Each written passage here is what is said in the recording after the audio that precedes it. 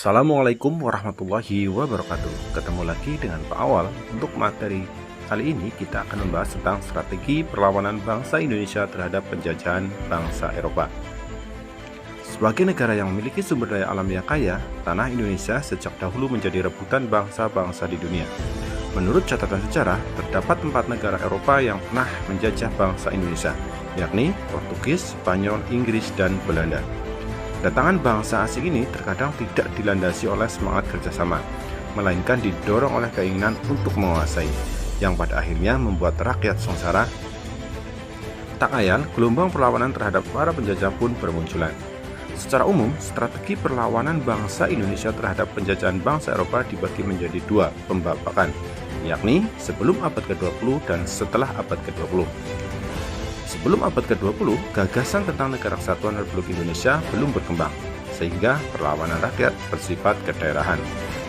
Perlawanan tidak terorganisir dengan baik, sehingga tidak jarang mengalami kekalahan.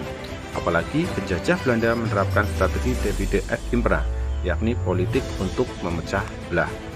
Perlawanan dipimpin oleh tokoh masyarakat yang karismatik dan disegani oleh masyarakat. Karena ketergantungan pada pemimpin, apabila tokoh tersebut berhasil ditaklukkan, maka semangat perlawanan juga berkurang. Perlawanan lebih mementingkan perjuangan fisik atau perang senjata. Masyarakat berjuang bukan untuk Indonesia merdeka, tetapi bagaimana cara untuk mengusir penjajah dari daerahnya masing-masing. Strategi perlawanan bangsa Indonesia sesudah abad ke-20. Memasuki abad ke-20, Belanda menerapkan kebijakan politik etis atau politik balas budi untuk memperbaiki pendidikan di Indonesia. Perkembangan pendidikan inilah yang kemudian melahirkan golongan cendekiawan.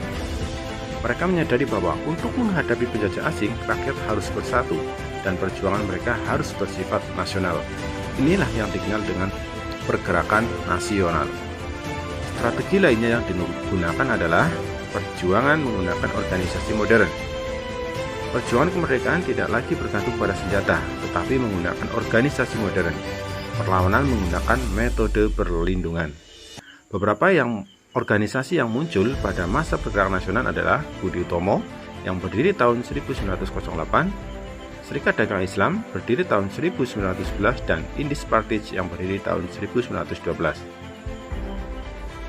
Selanjutnya yaitu perjuangan yang dipimpin oleh golongan cendekiawan. Pemimpin perjuangan pada masa pergerakan nasional adalah golongan cendekiawan, tidak lagi oleh golongan bangsawan atau pemimpin daerah. Para cendekiawan menggunakan pendekatan politik dan lebih terorganisir.